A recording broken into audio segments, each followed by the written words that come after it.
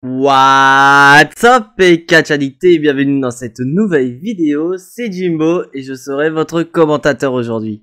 Et aujourd'hui les catch addict, on se retrouve pour le Jimbonostic et prono de Jimbo pour SummerSlam 2021, le prochain pay-per-view de la WWE. Et attention, car c'est vrai, d'habitude les pay-per-view ont lieu il y a limite de dimanche à lundi autour de 1h à 2h du matin heure française. Mais cette fois-ci pour SummerSlam 2021, le pay-per-view se déroulera la nuit de samedi à dimanche avec kick-off qui se déroulera sur WWE Network et sur la chaîne YouTube de la WWE à 1h du matin heure française, et le show démarrera à 2h du matin heure française sur le WWE Network. Et bien sûr, comme je vous l'ai dit, je tiendrai un live réaction pour SummerSlam 2021, mais surtout restez connectés car je vous réserve une belle surprise. Mais sur ce, trêve de blabla, let's go!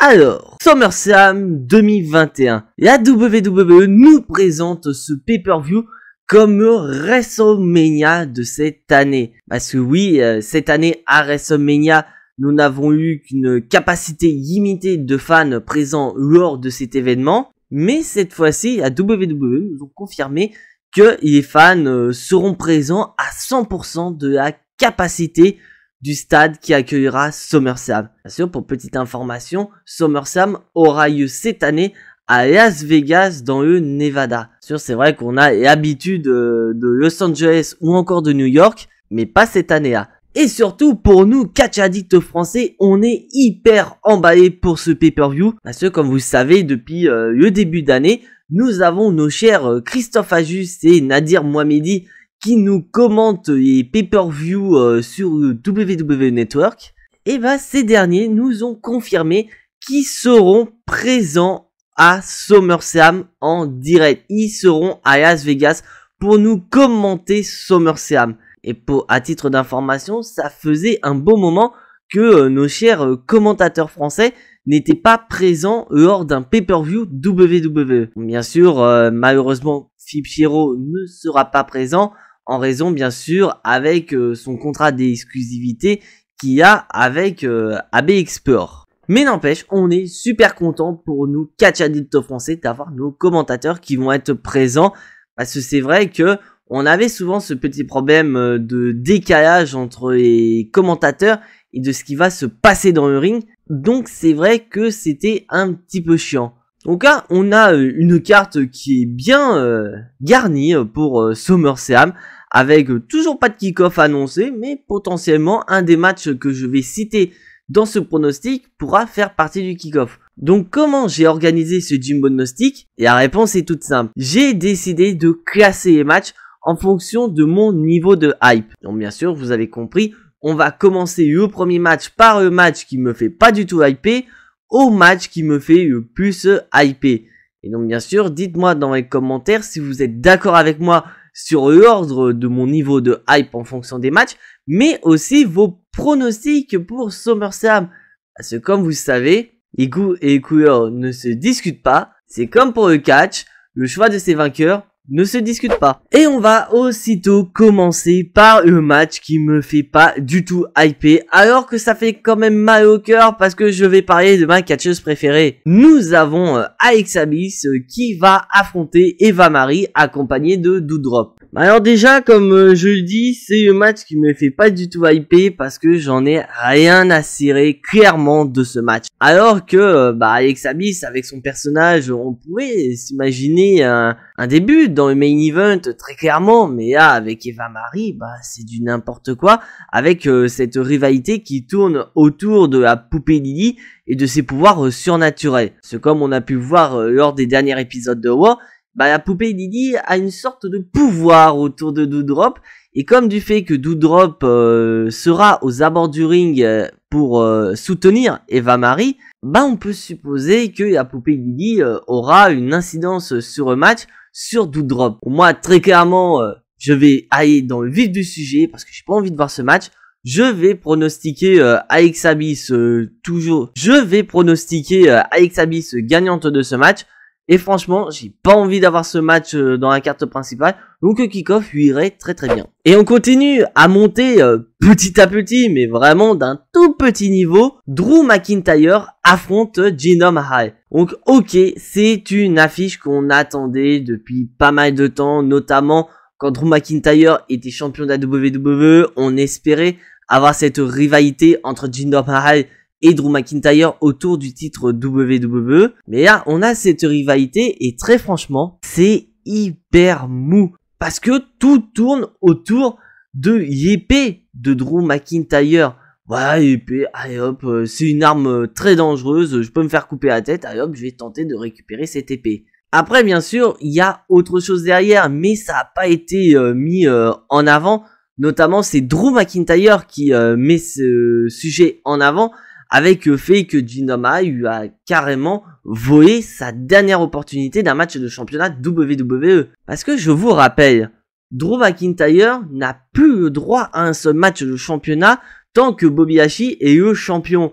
Et lors du dernier pay-per-view qui était Money in the Bank, Drew McIntyre faisait partie du match Money in the Bank pour obtenir, voilà, d'une certaine manière, une nouvelle opportunité au titre WWE de Bobby Lashley, mais Jinder Mahal est intervenu pour lui voler sa dernière chance. Bon, franchement, j'aurais tellement voulu qu'il continue sur cette lancée, voilà, d'un Drew McIntyre hyper vengeur qui veut défoncer Jinder Mahal parce que à cause de lui, il lui a volé sa dernière opportunité pour devenir champion WWE. Mais le problème, c'est que là, tout tourne autour de l'épée de Drew McIntyre, à quel point que ce dernier, il pose son épée, il la ramène aussitôt dans le ring de peur que Jinder Mahal lui vole son épée. Bon, très clairement, ça me fait pas hyper, parce que je suis peut-être d'accord que voilà, Drew McIntyre ne peut plus avoir de match de championnat tant que Bobby Lashley est champion, mais c'est pas une raison pour lui faire carrément descendre d'un bond de beaucoup de niveaux dans la carte de Raw, très clairement. Ce Drew McIntyre, à l'heure actuelle, il est main eventer,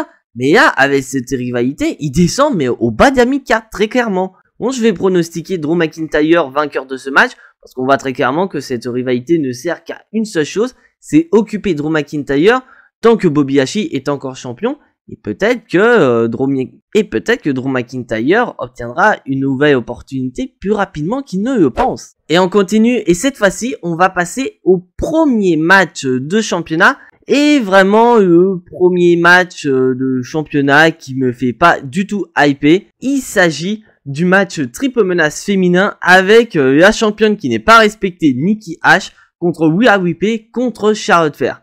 Bon, pourquoi je dis la championne qui n'est pas respectée? Parce que je tiens à quand même vous rappeler que Nikki Ash est quand même la championne et que ces derniers temps, elle n'arrête pas de perdre des matchs. Donc comment tu peux construire une championne très très forte si derrière tu lui fais perdre tous les matchs? Répondez à cette question WWE. Et d'un autre côté, nous avons une Charlotte Flair qui veut se venger, voilà, car pour elle, elle a été volée une nouvelle fois par la mallette Money in the Bank. Parce que je vous rappelle que Charlotte Flair a subi pour la 3e fois de sa carrière un cash-in positif. Donc pour elle, elle se sent volée et elle veut redevenir championne du côté de Raw. Et d'un autre côté, nous avons Rhea Ripley qui n'a jamais obtenu son match revanche pour le titre de Raw et elle veut redevenir championne. Donc là, franchement, sur ce match, je suis assez indécis parce que on a certes Nikki Ash qui est championne, c'est très intéressant de voir la top babyface devenir championne, etc. Mais le problème, c'est que la chimie ne fonctionne absolument pas pour moi. D'un autre côté, nous avons une Charlotte Flair qui est toujours dans le main event, mais on sent aussi que WWE cherche à se manier pour donner un maximum de titres à Charlotte Flair pour qu'elle puisse égaler le record de son père, parce que je vous rappelle que Ric Flair a fait ses débuts donc à la AEW avec donc son beau-fils qui est nul autre que Andrade, et selon les journalistes américains, on pourrait avoir toute la famille Flair au niveau de la AEW. Donc on pourrait avoir Ric Flair, Andrade et Charlotte Flair à la AEW. Et donc on sent très bien que WWE veut un petit peu se manier cocotier et donner les derniers titres manquants à Charlotte Flair, donc dans le but de qui égalise le record de son père. Donc on pourrait avoir une Charlotte Flair comme on a eu en 2016 où elle va remporter un titre, le perdre peu de temps après et le récupérer aussitôt dans le but d'avoir 16 titres de championne du monde. Et d'un autre côté, nous avons une Rhea Ripley qui, voilà, j'ai envie qu'elle redevienne championne. Et on voit que WWE veut construire quelque chose autour de Rhea Ripley pour potentiellement préparer le retour d'une certaine botteuse de fesses irlandaise. Parce que oui, je tiens à vous rappeler que ça fait un moment qu'on attend Becky Lynch du côté de la division féminine de Raw, mais qu'elle se fait toujours désirer.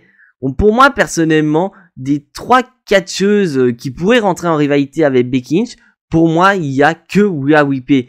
On pourrait avoir effectivement Charlotte Flair contre Becky Lynch, mais le problème c'est qu'on a trop vu cette rivalité entre ces deux catcheuses. Il faut du renouveau et je ne vois pas Nikki Ash rentrer en rivalité comme ça avec Becky Lynch, sauf sous le prétexte du ridicule, en voyant Becky Lynch qui a hissé son titre de Raw vacant depuis plus d'1 an, et de voir que la division féminine est tellement redescendue à un niveau hyper critique que c'est maintenant Nikki Ash qui est la championne. Et là, on aurait une Becky Lynch un peu qui voudrait récupérer son titre dans le but de redonner du niveau au niveau division féminine de Raw. Mais pour moi, ce serait Rhea Ripley très clairement la favorite dans ce match, dont j'ai envie de pronostiquer Rhea Ripley dont je pronostique Rhea Ripley qui va devenir la nouvelle championne de Raw. Et bien sûr, comme je vous rappelle, il s'agit d'un match triple menace. Donc le but est quand même de préserver les autres catcheuses. Donc peut-être que ce sera Charlotte Flair qui va prendre une tombée finale dans le but de laisser Nikki Ash très très forte dans la défaite. Je ne sais pas. Et avec l'espoir d'un retour de Becky Lynch pour confronter Rhea Ripley peut-être juste après le match ou même le lendemain à Raw pour officialiser une rivalité. Et maintenant, on va passer au premier match du côté de SmackDown avec les titres par équipe de SmackDown. Donc nous avons nos champions les Usos qui vont défendre leur titre contre les Mysterio, Dominic et Rey Mysterio. Bah très clairement cette rivalité n'est pas vraiment ouf. Déjà comment la WWE nous ont annoncé le match comme ça d'un claquement de doigts, les Mysterio contre les Usos pour les titres tag team de SmackDown. Alors qu'on aurait pu avoir un match triple menace ou fatal 4-way par équipe dans le but de couronner des nouveaux challengers numéro 1 au titre des Usos. Mais ça n'a pas été le cas. Et le seul truc qui rend cette rivalité intéressante, c'est avant tout les débuts d'un pétage de bouillon du côté des Mysterio. Parce que je vous rappelle que depuis pas mal de temps, Dominic Mysterio prend un petit peu trop confiance, il prend un peu trop la grosse tête et il fait des erreurs. Et d'un autre côté, nous avons Rey Mysterio qui est quand même vétéran de l'équipe, qui cherche quand même à dire à son fils, ne prends pas trop la grosse tête, c'est là où tu es en train de faire des erreurs, donc concentre-toi sur ton objectif et tu verras, tu vas gagner. Donc on a affaire à vraiment une équipe où Dominic est en train de subir une crise d'adolescence. Et je pense que cette crise d'adolescence de la part de Dominic Mysterio dans le monde du catch va être un élément qui va faire perdre les Mysterio et confirmer les Usos toujours champions par équipe de SmackDown. Et en parlant des champions par équipe de SmackDown, bah on a les Usos qui sont un peu délaissés par le chef tribal Roman Reigns, parce que c'est vrai qu'on les a pas énormément vus dans la rivalité concernant le chef tribal et John Cena.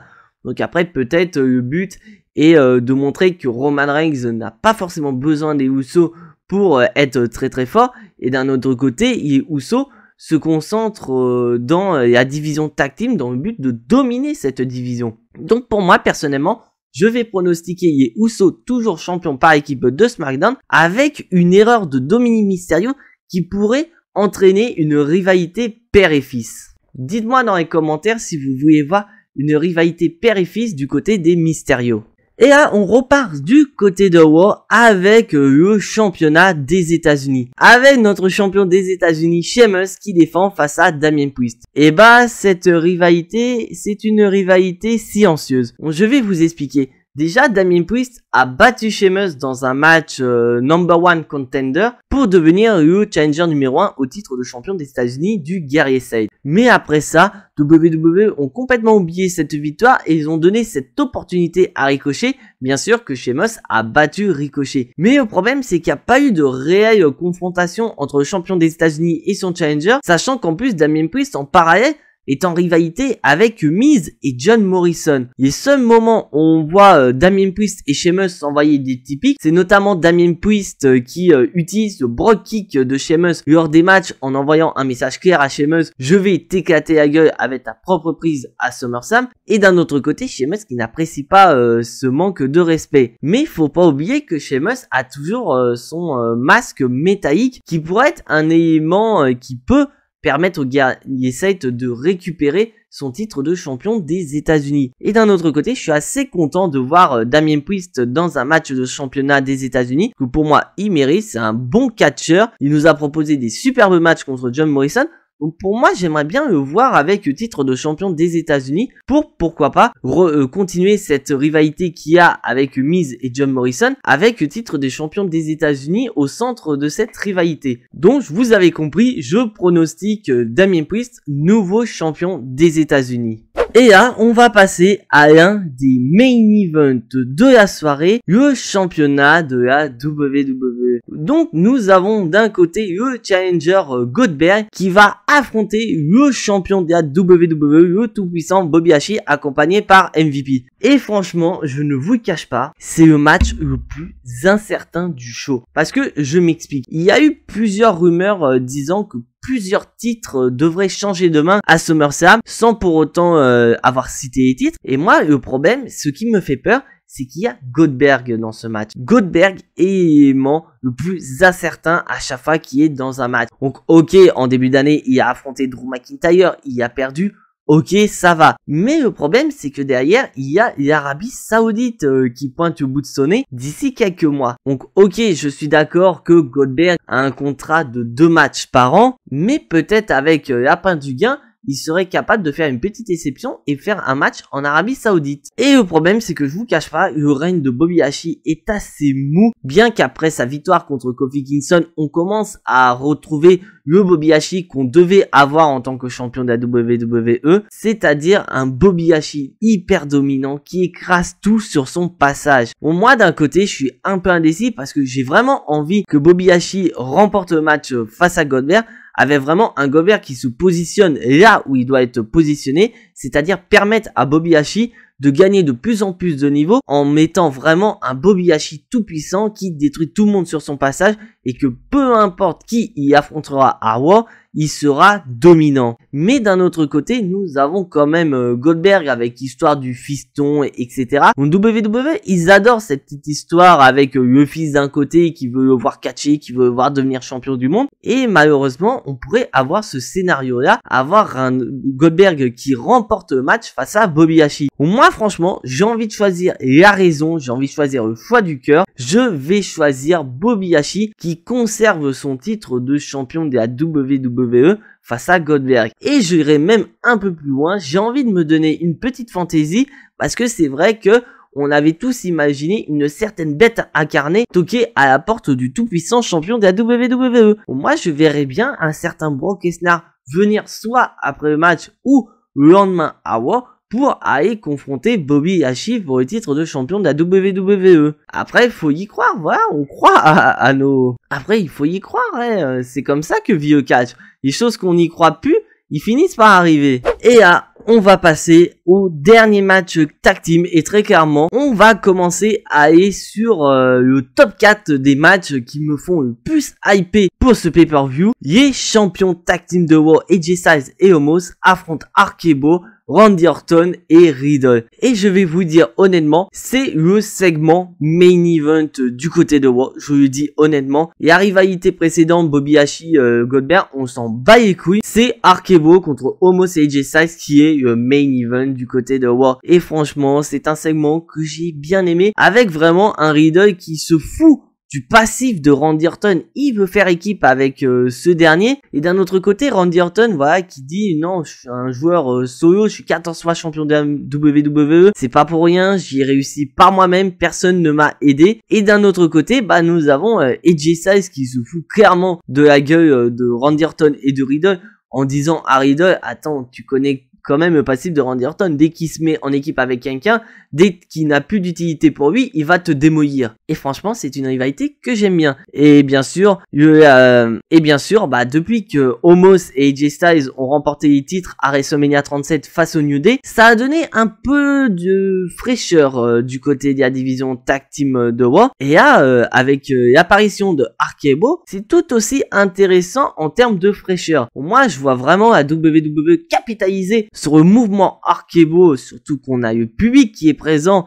et le public est à fond derrière Riddle, ils sont à fond derrière Randy Orton. WWE pourrait capitaliser là-dessus et donner les titres Tag Team de Raw à Arcebo. Donc personnellement, je vais pronostiquer un nouveau changement de titre avec Arcebo qui vont récupérer les titres de champion par équipe de Raw. Et après, la question qu'on pourra se poser, c'est qui irait toquer à la porte de Arcebo? Peut-être, pourquoi pas, une petite équipe qui commence à évoluer au sein de la division Tag Team. J'ai nommé Mustafa Ali et Mansour. Et maintenant, on attaque le top 3 des matchs que j'attends le plus pour SummerSlam. On commence par Sasha Banks qui va tenter de récupérer son titre de SmackDown face à la championne Bianca Belair. Bon, déjà avant de commencer ce pronostic, bah c'était un match tout à fait indécis. On n'était pas sûr que ce match allait avoir lieu à SummerSlam, car ces derniers jours, on a appris que Bianca Belair et Sasha Banks devaient être présents lors de live event, donc des shows non télévisés, et ces dernières, sans raison qui nous ont été communiquées, n'étaient pas présentes. Donc leur présence à SummerSlam était incertaine. Mais rassurez-vous, apparemment, ce match aura lieu à SummerSlam. Et franchement, c'est un match que j'attends énormément. Après, personnellement, le règne de Bianca Belair est un tout petit peu fade. Bien qu'elle ait affronté Bayley à plusieurs reprises, ça a été génial. Mais là, c'était un peu mou en affrontant Zelina Vega et Carmella. C'était une baisse de niveau. Et là, on a Sasha Banks qui est de retour, qui affirme, voilà, être en position de heel, qui veut récupérer le titre de SmackDown parce que elle estime que Bianca Belair est en train de ruiner le titre de SmackDown.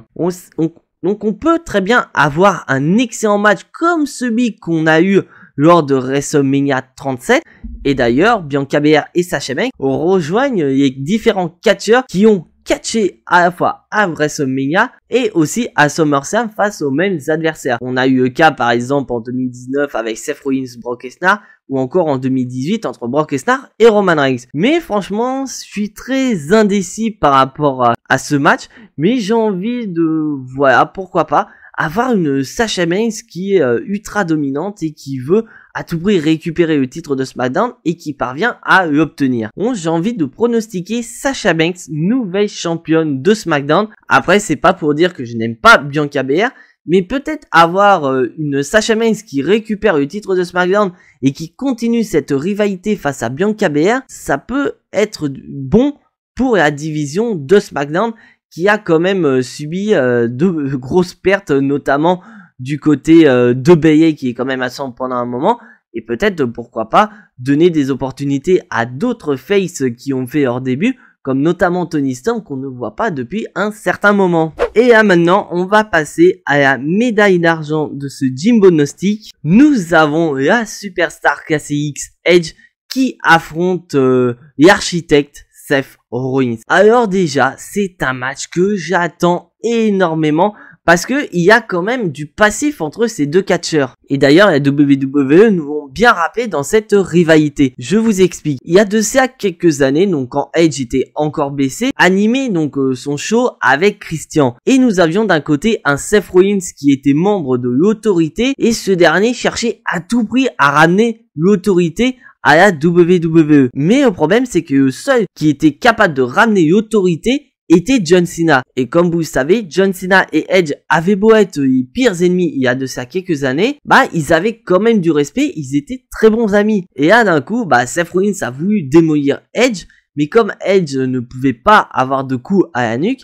et bah John Cena n'a pas pris de risque et il a ramené l'autorité. Et là maintenant en 2021, Edge a la possibilité de se venger de Seth Rollins qui a failli le démolir en 2014-2015. Et d'un autre côté, nous avons un Seth Rollins qui en a marre de voir des part-timers comme Edge voler des opportunités alors que d'autres comme lui, comme Seth Rollins, mériteraient. Donc il veut tout simplement éloigner Edge pour que lui-même puisse obtenir après un match de championnat pour le titre universel. Bon, franchement, c'est un dream match qui a vraiment été bien amené dans la rivalité avec Edge qui a accompli quand même pas mal de choses dans sa carrière. Il a quand même eu le premier à avoir la maillette Money in the Bank. Il a réussi le premier cash-in.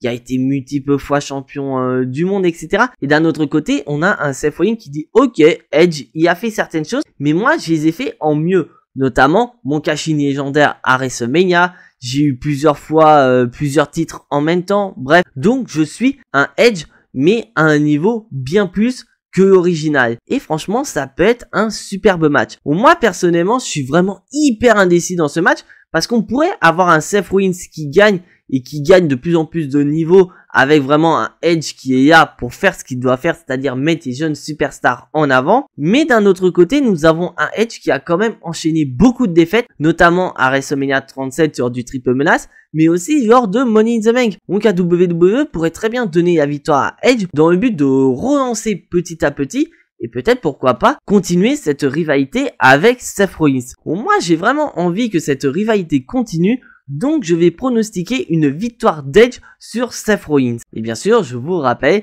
ce sera un énorme match.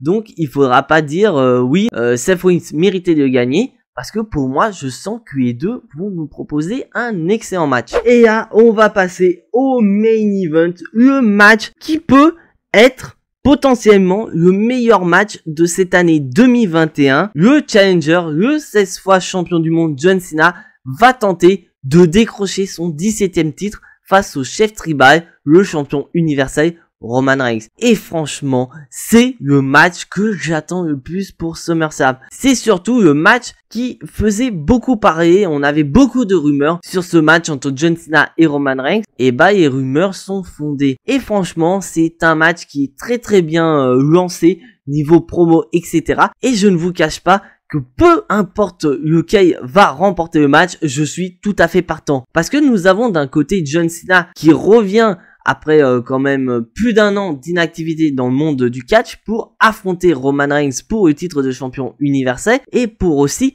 briser des records. Parce que je tiens quand même à vous rappeler que John Cena est 16 fois champion du monde, un record qu'il détient avec Ric Flair. Donc John Cena à SummerSlam pourrait très bien dépasser ce record et devenir pour la 17e fois champion du monde à la WWE. Et bien sûr, je tiens à vous rappeler que ces records-là, la WWE, ils aiment bien y briser, mais dans de gros événements. Et je vous rappelle que SummerSlam là est à 100% de capacité. Donc c'est bien la première fois qu'on va avoir un pay-per-view du Big Four depuis la pandémie mondiale avec une capacité de 100% des fans.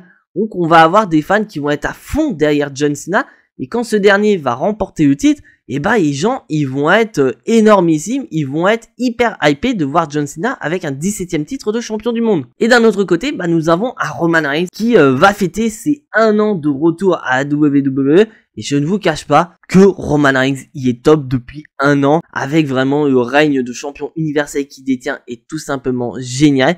Donc on pourrait avoir une sorte de passation de pouvoir entre les deux, parce qu'il faut pas oublier que John Cena c'est l'ancien visage de la WWE et Roman Reigns est l'actuel visage de la WWE. Donc on pourrait avoir un Roman Reigns qui bat John Cena et qui obtient, à juste titre, le visage actuel de la WWE. Donc vraiment c'est un match hyper indécis où vraiment c'est hyper difficile de pronostiquer quelqu'un. Donc après je suis d'accord qu'il y en a, ils vont se dire oui mais John Cena, on en a marre de voir champion, il y a toujours des matchs de championnat quand il vient. Déjà je vous coupe la chic directement parce que ça fait un sacré moment que John Cena n'a pas eu de match de championnat. John Cena, son dernier match de championnat qu'il a eu en solo date quand même de 2017. Il avait affronté AJ Styles lors du Royal Rumble pour obtenir justement son 16e titre de champion du monde. Et après, bah, son dernier match de championnat, c'était quand même en 2018 lors de Fastlane où il affrontait le champion AJ Styles et 4 autres adversaires dans un six-pack match. Donc n'allez pas dire que John Cena, dès qu'il revient, il y a forcément un match de championnat. John Cena n'est pas Goldberg. Donc pour moi, John Cena, s'il gagne, ça va pas retirer de crédibilité à Roman Reigns parce que John Cena,